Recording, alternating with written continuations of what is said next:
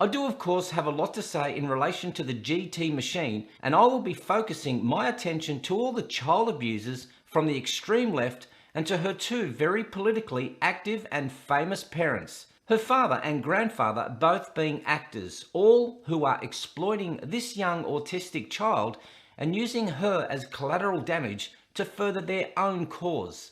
None of us believes for a second that this defenseless young girl writes her own material, organises a cross-Atlantic trip, rides the New York subway, organises herself to speak at a TED Talk, and meets with celebrities and a past president all on her own. Do we now? Of course not. It's all been well orchestrated by her handler, 24-year-old German-born leftist and greenie Louise Marie Neubauer, when they first met at the UN Climate Conference in December 2018 in Poland. And who else is behind the Greta machine? That would be Bono, Bill and Melinda Gates, and George Soros. Oh, the hypocrisy. I felt very uncomfortable watching her deliver the speech. You know the one. We don't have to replay it. It was all a bit melodramatic, end of the world, apocalyptic. I wonder about the impact that she's now having on young people around the world watching this who might be thinking, oh my God, the world is literally about to end. It's not about to end. I don't want millions, if not billions, of young people watching Greta do that kind of speech and genuinely think the planet is literally about to end. Because it isn't. To me, climate change is serious, apparently. And it should be dealt with. It's an important issue, but it's not the end of the world that some would have us believe. I also felt very uncomfortable watching this brilliant young activist in an unrehearsed media conference. Take a look. Could you please tell us what kind of message, what you are doing here today, what kind of message would you send by doing this to world leaders? And also can I ask you, do you think it's about time that President Trump would respond to what you have said today?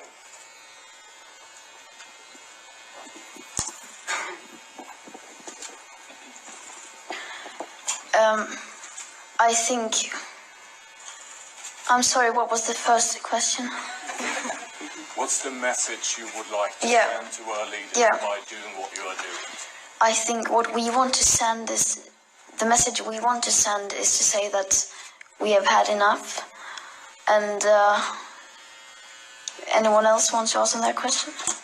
I can't speak on behalf of everyone. Anyone wants to answer about the message to world leaders?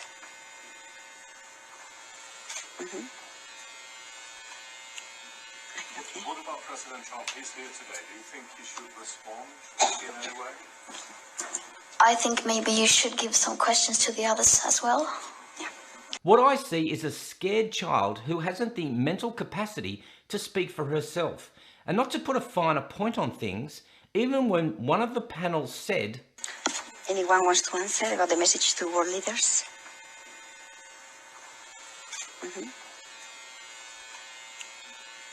What about President Trump? Not one person could answer the question. Not only can we see child abuse on a grand scale, the panel are inept and pathetic. Let me emphasize again that I have zero criticism of Greta herself. I believe her to be a sincere, well-intentioned young person who has much broader horizons than the typical teenager. She obviously cares about the world, which is admirable.